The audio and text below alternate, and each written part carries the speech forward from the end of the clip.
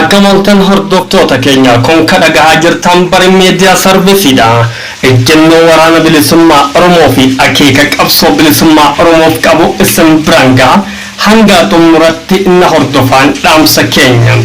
Innis kunooti itti dhiyaatan isin qabdi. Waraanni bilisummaa Oromoo qabsoo bilisummaa Oromoo namni kamuu akka hin geggeessinee fi heeyyama kiyya malee ejjennoo jedhu hin qabu. Akkasumas qabsoo hidhannoo na hin gargaarin na hin gorsinii fi na hin tin'isin jecha jedhuuf balbala itti cufatee hin beeku. Haa ta'u malee gootichi waraana bilisummaa Oromoo erga gadi dhaabbate falmaa hadhaa impaayiratti irratti mootota sammuu habashootaan qajeelfaman irratti geggeessaa ture keessatti wantoonni hedduu arguun muuxachaa fi barachaa as gahe. Ibidda keessa jiru isa gubachaa jirutu beekama.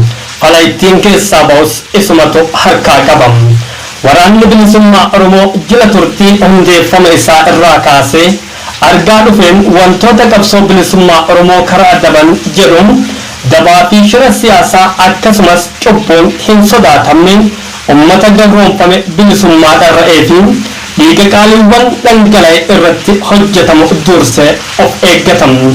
Wantoonni namoonni tokko haa ta'u jedhanii harka tokkoon ergama harka biraan ammoo seexanummaa qabatanii deeman oboon hin ta'u. Waraanni bilisummaa Oromoo hundaaf jaalala qaba.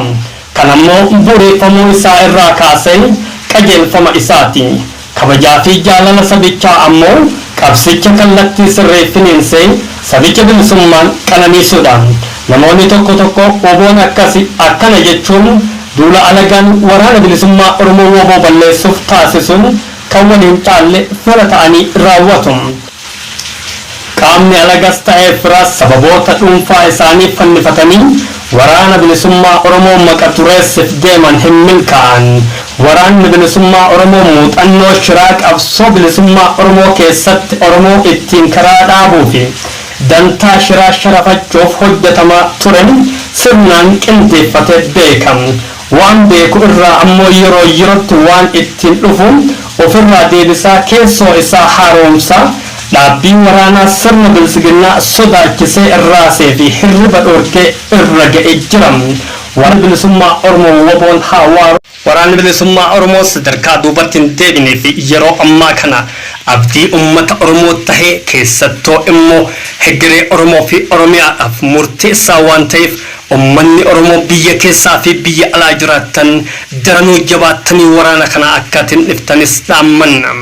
Yeroo ammaa kanatti morni biyya bulchaa jiru raafame sodaan of keessa akka raafamaa jirus beekamaadha.